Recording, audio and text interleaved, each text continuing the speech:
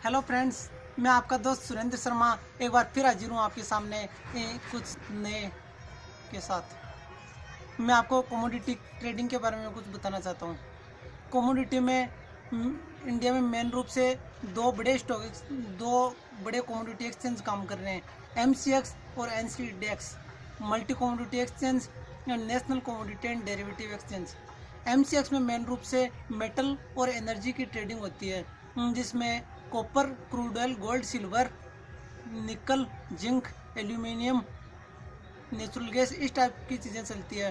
और एनसीडेक्स में मेन रूप से एग्री कमोडिटी चलती है, जैसे चना, जीरा, हल्दी, धनिया, गेहूँ, इस टाइप से।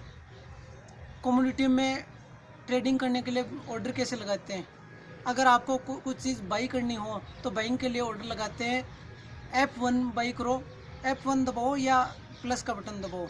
उससे आपके सामने एक बॉक्स खुलेगा। उस बॉक्स में आप टाइप करो जितने रुपए में आपको कोई क्वांटिटी खरीदनी है, कितनी क्वांटिटी खरीदनी है और कितने प्राइस में खरीदनी है, वो आप उसमें सेट कर दो और एंटर लगा दो।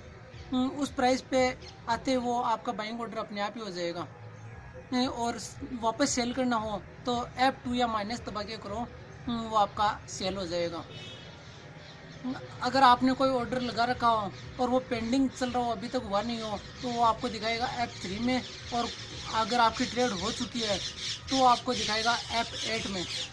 इसके अलावा एक होता है stop loss order. Stop loss order उस स्थिति में काम लिया जाता है जैसे हमने 3000 के भाव में क्रूड ऑयल बाई किया और अपन 3180 का स्टॉप लॉस लगा सकते हैं उस पर। स्टॉप लॉस का मतलब हुआ कि अपने को लॉस लिमिटेड हो गया, वो 3180 तक ही अपन को लॉस होगा, उसके बाद में अपन को लॉस नहीं होगा अगर नीचे आ गया तो स्टॉप लॉस ऑर्डर के लिए अगर आप माइनस का बटन दबाते हो तो उसमें वो एक आपको दिखाई होगा क्वांटिटी से पहले RL, उसको आप स्क्रॉल करके उसकी जगह SL कर दो।